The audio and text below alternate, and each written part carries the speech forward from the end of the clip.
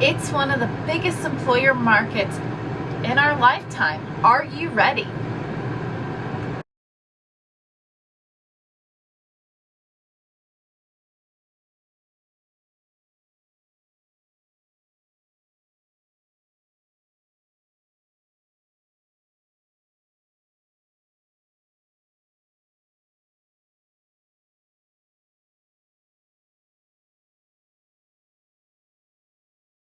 Hi, I'm Jennifer Evans with Empowering Wellness Counseling Solutions, and this week we're talking all about behavior being predictable. Did you know that there's actual predictability in the behaviors that we do? That means we're all doing the same behaviors and we're all getting it because it's coming from the same place in our brains. I want to explore the job market and job searching. I do a lot of executive coaching and I help people with their job search, finding that confidence within so that they can market themselves the best that they can to be the most competitive candidate for the job. And what I'm finding is there's a lot of people who are finding it really, really overwhelming and difficult in this job market. It is highly competitive. There's a lot of people out there. Employers have their pick of whomever they want, and that can really play tricks with our mind and make us want to self-sabotage. Remember, there are 4 things that trauma creates barriers to our success: fear of success itself, fear of failure, self-sabotage, and scarcity mindset. And we are cycling in those 4 things as we are trying to put ourselves out there and get a job. And many people feel and they connect work with their identity and with their value. And that is triangulation. We're going to talk about triangulation a little bit later this week, so definitely stay tuned if you're somebody who seems to have these trifectas in their life that hold them back. Definitely hit that subscribe button. It's coming up later in the week. But in our job search, we connect our value with whether or not we're getting a call back, with whether or not we're getting the next interview, with whether or not we are getting the job. And the reality is you are interviewing the company as much as they are interviewing you. And when you can hold on to that value, it's going to be a lot easier to negotiate your value, which we talked all about last week, so definitely go watch those videos, to be able to negotiate your value so that you're capable of really showing them all that you have to offer. And so one of the things when it comes to kind of manifesting positive energy, it comes to realizing your value, it comes to behavior is predictable, is we get really, really excited and invested in something, in this potential, in this outcome. Like we talked about last week, we get invested in the outcome and we lose sight of the processes. And so one of the things we get invested in the outcome is we're like, oh man, like I'm so excited. I just applied for this job. I love it so much. I'm gonna have to commute now. I'm gonna have to get on the metro and be able to take, stops towards the west instead of going on the east where I normally. And I get to go and, I'm gonna have to buy some more clothes because it's in office and I'm really excited. But what we're doing is although we are excited about the job, what we're doing is we're implicitly disqualifying the positive attributes. And what that's going to do is create more doubt and fear and doubt starts reinforcing avoidance in the negative cycle. So it's important that you are understanding what your values are and that you are creating branding phrases in a marketing campaign for your job. And if you haven't done it yet, this is where AI can come in handy. Figure out, one, you can ask AI, given this resume, what are some potential job titles I can search for? Look at what you like, what you connect with. And then, given this resume and this job title, what would be a marketing campaign for me? What are branding phrases I want to connect with that's going to make me competitive? And what that'll do is it'll help you to kind of sell yourself, because oftentimes we're better at selling things and others than we are at selling ourselves. We get really, really fearful. Really, we get fearful and have a lot of doubt when we have to put ourselves out on the line and put ourselves out there in front. And that is a natural course for survival.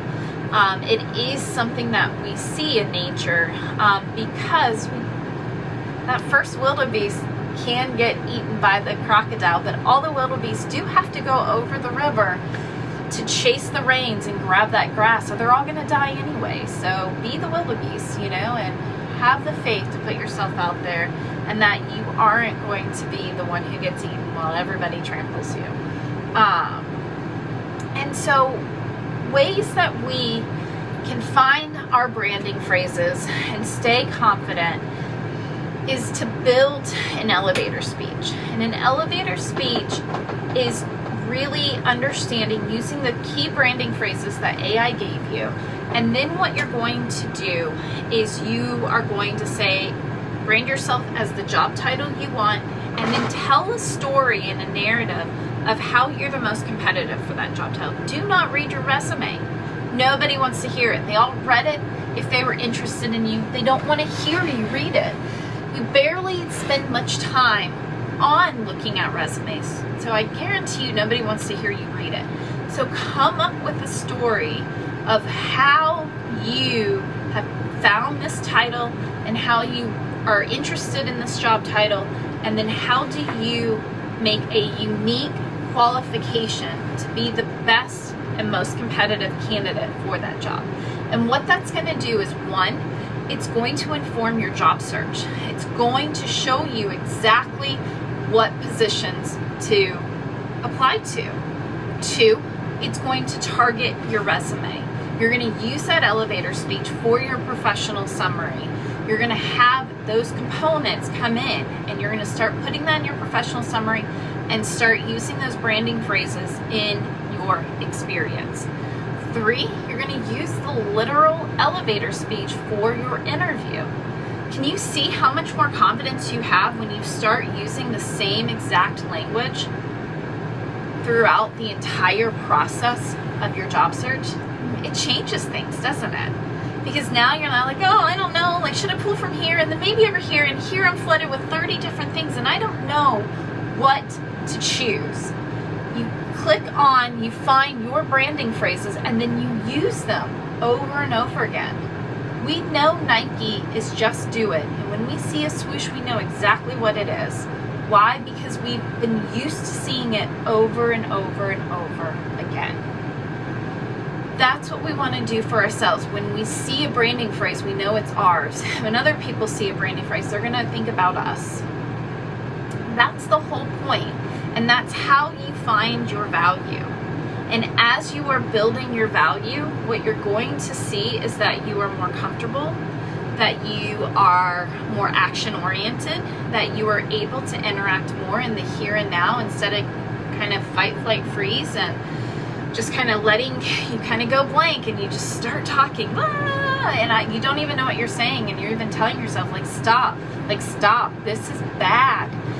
All of that will go away, and all you have to do is keep like 5 branding phrases, and if you can think about those and how you want to insert them, you're going to find that you're presenting a lot more confident.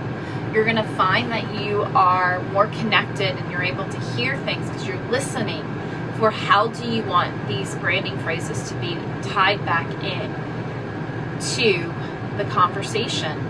And if you go back 2 weeks, we talked about interpersonal skills and how to get the most out of your engagements. And we're going to do a lot more with that networking in a couple of weeks. So definitely hit subscribe so that you can learn more about how to maximize engagement with others.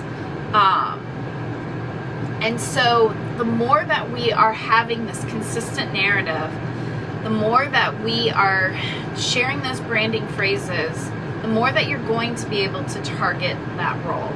And you're going to sell yourself, you're going to be confident, and people are going to want to talk to you more. The strong elevator speech will lead people in to be interested in you and what you have to offer. But if you just are kind of like, here I go again, and just kind of reading off your resume, it is an interview killer. People are going to be leaning back. They're going to be disengaged. You're going to get more and more anxious, and it's going to go downhill from there. So find your elevator speech. Find the job that you want. Identify yourself as the job that you want. Come up with a narrative that shows how you are the best fit for the job. For my elevator speech, I have a degree in a master's degree in art therapy with a concentration in clinical counseling. I do a lot that, although I do coaching and success coaching and job coaching and executive coaching and life coaching and brain coaching, as well as I have a license to practice therapy and mental health counseling. I do a lot of training. I've worked for the state. I've worked for corporate America. I've done a very large gamut. And if I came into an interview and I was just like, I'm really amazing, I've done so many cool things, and I mean, what do you want to know? Like, I worked for the state, I was a subject matter expert, I worked over at Anthem at corporate America, did some really cool stuff over there with advocacy and utilization management. They probably, even though I would be one of their most well-rounded candidates, because there's not a lot of people who have a master's degree in counseling and a license in counseling who has had such a well-rounded experience in the field, they wouldn't really get to know me because I didn't really give them anything to look at. It was just kind of like, I promise you I'm really good. And instead, like, I have a very clear elevator speech so that people know exactly how I can help them. My brand is empowering others to live happier and healthier lives. My books, Key Steps to Live a Happier and Healthier Life.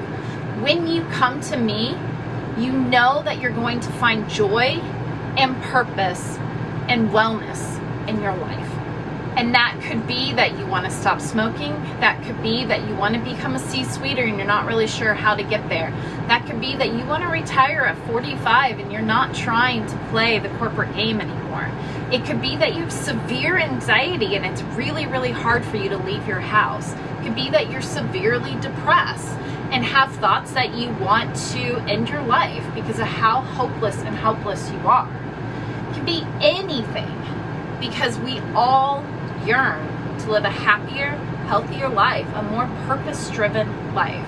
And any of that, I will be able to cover. I have a remission rate of 1 to 3 sessions. That's a fact, that in 1 to 3 sessions, the people who come see me are going to feel better, that they are not going to be clinically identifiable on anxiety and depression scales. I know that. I do assessments. I love research. I know that that is a trend of mine. These are my branding points. When I go into an interview, I don't have a very successful business that I love, but if I were going into interviews, these are the points that I would want people to know. I do a lot of behavioral health, mental health integration. I love behavioral health, mental health integration. I know, because I've worked at the state, that it's a very big buzzword for people, that if you know about it, you're in it. And so I do let people know when I'm in mental health that I do behavioral health, physical health integration, because that's something that people are constantly trying to find. I do evidence-based practices because those are buzzwords. So because of the industry I'm in, because of how much I'm in the industry and how much variety I have in the industry, I know the buzzwords. AI will help you find the buzzwords, and they'll give you the buzzwords because you're asking it to do branding phrases. These are the things that perk people's ears and make them interested and want to ask you questions that they're not going to ask other candidates. So find your branding phrases, stick to them. Have a notebook. It's okay to have a notebook. Write down your branding phrases. Write down breathe at the top of the page and then your branding phrases. This will help you to calm down, to know what you want to focus on and the points that you want to make. All of this will increase your value, increase your likelihood of getting a call back, getting a job offer, moving forward in the interview process, making you feel like you have more value and meaning, putting less reliance on necessarily getting approval and being able to see, does this actually fit my needs as much as I fit the company's needs. I am Jennifer Evans with Empowering Wellness Counseling Solutions. If you like this, give it a thumbs up. Please share it with others who are also going through the job searching process. Allow them the opportunity to find that branding and find confidence in themselves and their job search. Please subscribe and learn more. We're going through interpersonal skills over the next 9 weeks and learning how to maximize influencing others and gaining what we want through maximizing our network. Thank you so much.